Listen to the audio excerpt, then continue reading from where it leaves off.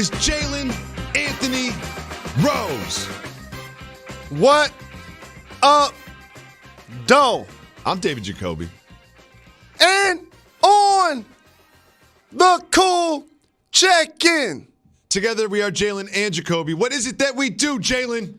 We give the people what they want. If the people wanted a little trade deadline drama, they got it early. We have our first significant trade of the season at the deadline, and here are the details. It involves 4 teams. Houston gets Robert Covington and Jordan Bell. Atlanta picked up Clint Capela and Nene.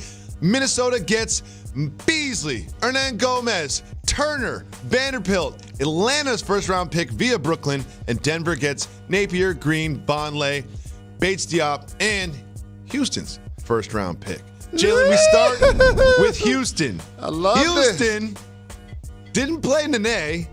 Clint Capela was basically their only center. So now they have not just committed to small ball once in a while. They are all in on small ball. What do you think about the Houston Rockets asking PJ Tucker to jump center before the game? So they're basically reinvesting in their roster. When you bring James Harden, a ball-dominant guy, into a season and he got a chance to average almost 40, and you add Russell Westbrook to the squad, and Russell's an inefficient three-point shooter, now you need to create space for him to play mid-range, to play on the post, and that has unlocked Russell's game. So now what are you going to do around them? They're going to be your centerpieces. We know PJ Tucker can guard multiple positions, but I agree with you. Having him play a lot of 5 and jump in center, that would be a funny visual. I think the dynamic that we're underselling in this is Jordan Bell.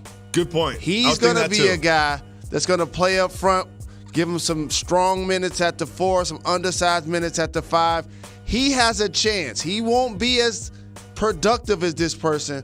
They hope that he becomes what Montrezl Harrell is doing kind of for the Clippers in a lot of ways. He's going to seem undersized, but at the same time, he's a good rim roller and a finisher. He's going to be able to get out there on pick and roll situations defensively. So I like what Houston did. Clint Capela is still a productive player, and I think he's going to add a lot of value to the Hawks. You know what?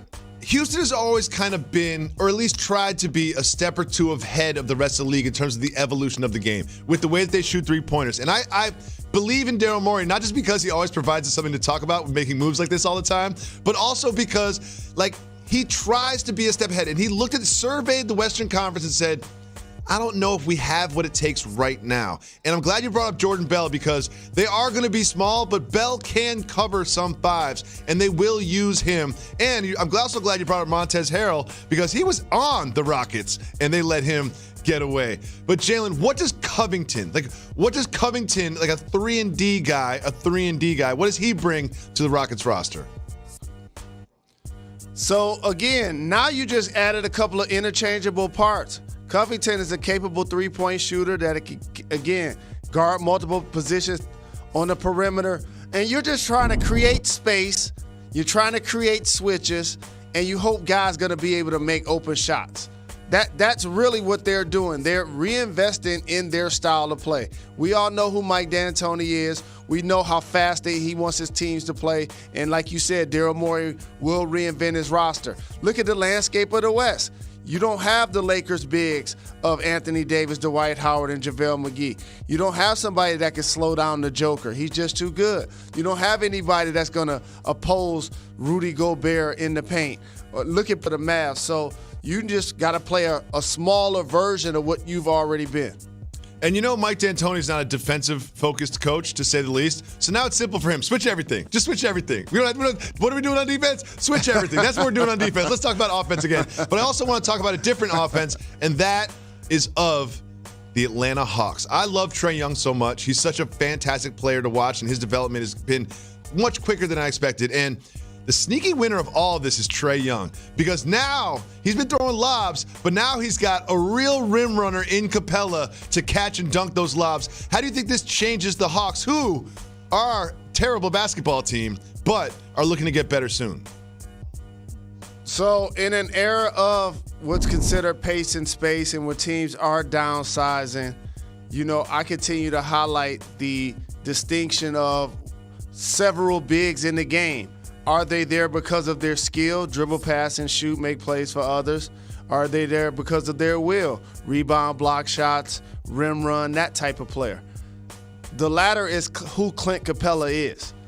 But now all of a sudden you insert him into the East, he becomes a lot better than people realize because the centers on that side of the conference, you have Joel Embiid. He's going to deal with some injury issues, but he's shown to be one of the top talents in the game. Indiana, they play Miles Turner a lot at the 5 spot.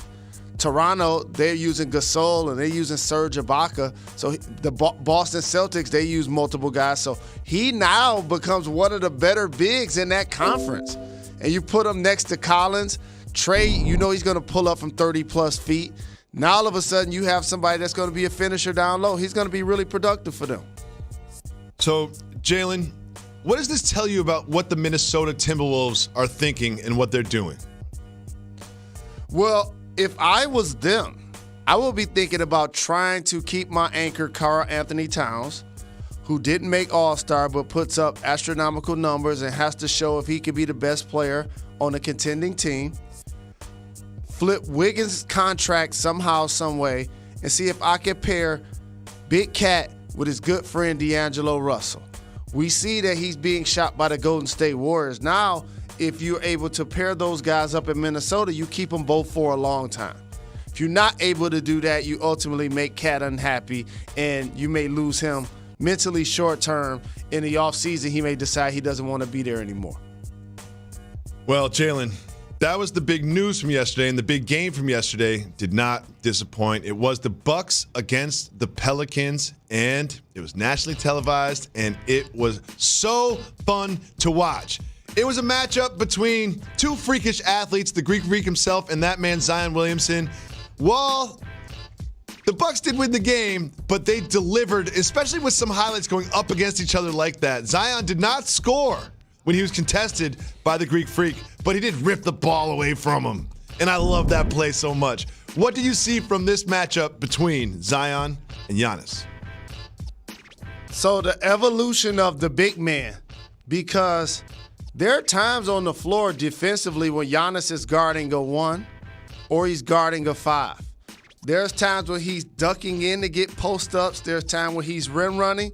There's times where he's leading the break. And also, many of those times, he's the tallest player out there, which is fascinating. And then you have Zion, who's the heaviest player out there, the most athletic player out there. And so he's a bull in a china shop. So the distinction was length against width. They both can play above the rim if they get space. And so you add Lopez as well up front. You got 2 7-foot bodies contesting at Zion, making him shoot over taller players, and that affected his efficiency in the paint. Jalen, while those two were some of the freakish athletes we saw on the floor last night, the biggest freaky athlete we saw on the floor last night was a gentleman by the name of Patrick Covington. Look at what he did in this game. While everyone's focused on Zion and Giannis, look at my man Pat. Patty C throwing it down. And you know what? I watched this and I said to myself, Pat Connaughton is going to win the dunk contest. Pat Connaughton is going to win the dunk contest. Remember where you heard it first, right here on Jalen and Jacoby. Jalen, why do you think I'm so excited about Patty C in the dunk contest? You know what? It's February. You already unbearable. The G-Eazy news and Pat Connaughton going to the dunk contest. Going to the dunk contest. You can't be doing that this month. He is Y'all winning can't be the dunk taking no contest. victory laps this month. You know okay? what? When they talk month. about freakish athletes in this game, you mentioned Zion, you mentioned Giannis, but you got to mention my guy, Patty C. Jalen Rose, we talked about Giannis, the stretch mark 4. Last night, the stretch mark 5 had himself a game. We'll talk about that and the dumpster fire that is the Knicks right after this.